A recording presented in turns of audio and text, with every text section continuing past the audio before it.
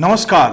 आज की समीक्षा में आपका बहुत बहुत स्वागत है और मैं आपका पीसी सिंह। आज की चर्चा पीएफआई बैन के ऊपर, पॉपुलर फ्रंट ऑफ इंडिया, जो एक मुस्लिम संगठन है जिसको इस आधार पे बैन किया गया है कि वो एक आतंकवादी संगठन है और जो खबरें आ रही हैं उसका सिमी से और आईएसआईएस से ताल्लुकात रहे हैं। इस घटना के ऊपर प्रतिक्रिया करते हुए कई लोगों की टिप्पणी आ रही हैं और उसमें से प्रमुख हैं आरजेडी के सुप्रीमो, बिहार के पूर्व मुख्यमंत्री श्री लालू यादव और कर्नाटका के पूर्व मुख्यमंत्री और कांग्रेसी नेता सिद्धारमैया। लालू यादव ने कहा कि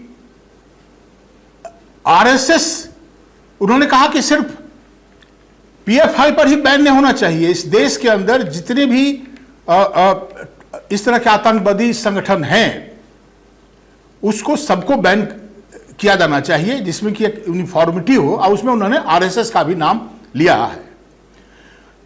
उसी तरह से पूर्व मुख्यमंत्री कर्नाटका श्री सिद्धारमैया ने भी इस पर टिप्पणी करते हुए कहा कि आरएसएस के ऊपर भी बैन होना चाहिए। आरएसएस पर पहले भी बैन हो चुका है 3 बार, मुझे जहां तक रिकॉर्ड से पता चलता है। एक बार महात्मा गांधी की हत्या के बाद, दूसरी बार 1975 में जब इंदिरा गांधी ने देश के अंदर इमरजेंसी लगाया था, उस समय भी आरएसएस पर बैन किया गया था। और तीसरी बार 1992 में जब बाबरी मस्जिद का डिमोलिशन हुआ था, उस समय जब प्रधानमंत्री नरसिम्हा राव थे, उस जमाने में बैन हुआ था। इस मुद्दे पर हमको बात कुछ नहीं करना है, कौन सा संगठन आतंकवादी संगठन है और कौन देश के हित के विपरीत में काम करना, यह सरकार का काम है और जांच एजेंसियों का काम करना। लेकिन जो इस मुद्दे के ऊपर जो राजनीति गरमाई हुई है, उसके बारे में आपके साथ रूबरू होना चाहता हूं। और जो सबसे पहले बात हम बिहार की ओर आपको ले जाने का कोशिश करेंगे, जहां पर लालू यादव ने जब इस बात के बारे में कहा कि और संगठनों के बारे में को बैन किया जाए, और खास करके उन्होंने आरएसएस का नाम लिया, तो वहीं पर बीजेपी के 2 प्रमुख नेता, एक तो जो सुशील मोदी जो नीतीश कुमार के कैबिनेट में डिप्टी चीफ मिनिस्टर रहे और भाजपा के बहुत सीनियर लीडर्स रहे हैं, उन्होंने कहा कि चैलेंज करते हुए लालू यादव को कि आपकी तो सरकार है, अगर आपको हिम्मत है तो आप आरएसएस को बैन करके देखिए। और वहीं पर केंद्रीय मंत्री गिरिराज सिंह ने कहा और चैलेंज करते हुए कहा कि अगर आपकी सरकार है बिहार में, आप उसको बैन करके देखिए आरएसएस को। क्या अभी कोई भी आदमी आरएसएस को बैन करने की स्थिति में है? लालू यादव जो भारत की राजनीति में जाने जाते हैं, वो अपने सेक्युलर क्रेडेंशियल के लिए जानते हैं। और हम सभी जानते हैं कि जब 1990 में उन्होंने लाल कृष्ण आडवाणी को अरेस्ट किया, तो पूरा माहौल कुछ इसी तरह से था। वो मंडल और कमंडल की राजनीति चल रही थी। मंडल कमीशन यहाँ पे लागू हो गया था। चारों तरफ अशांति, अराजकता और आंदोलन हो रहे थे, आरक्षण के समर्थन में, आरक्षण के विरोध में, खास करके दिल्ली जैसे शहरों में आरक्षण के ऊपर में काफी विरोध हो रहा था।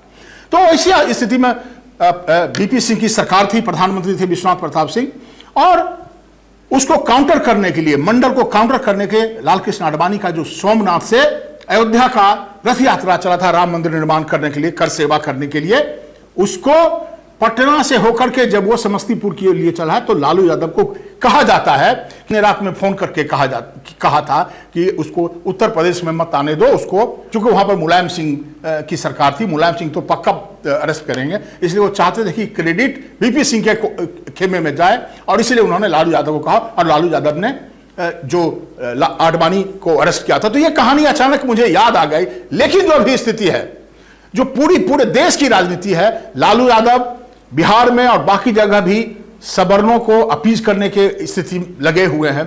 और फिर उसके बाद में जो राष्ट्रीय स्तर पर जो उनका बाकी लोगों से मुलाकात हो रही, नीतीश कुमार और लालू यादव से, सोनिया गांधी से मिले हैं, और जो वो एंटी बीजेपी प्लेटफॉर्म बनाने का कोशिश कर रहे हैं, उसमें वो किसी कीमत पर नहीं चाहेंगे कि जो किसी भी समुदाय को, किसी भी सेक्शन को, चाहे वो सवर्ण हो, उसको वो मतलब परेशान करें और उसके खिलाफ कोई कदम उठाए। इसलिए यह कहना अलग बात है कि आरएसएस को बैन किया, जब उनको चैलेंज किया जा रहा है तो वो फिर मुझे नहीं लगता है कि लालू यादव इस तरह का कोई भी कदम या बिहार की सरकार करेगी। और कांग्रेस की भी एक खबर मैंने देखा है, कांग्रेस ने भी इस तरह का संयम बरतने का जो लोगों को कहा है कि आप इस तरह के अपने पार्टी के लोगों को बाकी लोगों की बड़ा कॉन्शियस करके जो चीजें, ये शतरंज का खेल हो रहा है। लोगों को अपनी बात कह के अपने जो वोटर्स हैं उनको इंटैक्ट रखना, लेकिन अपनी राजनीति करना। तो खैर ये कहानी थी, मैं आप लोगों से ये इन्हीं चीजों के बारे में बताने का कोशिश कर रहा था। अगली बार जब हम आपसे मिलते हैं तो फिर किसी मुद्दे के ऊपर आपसे हम रूबरू होंगे। धन्यवाद।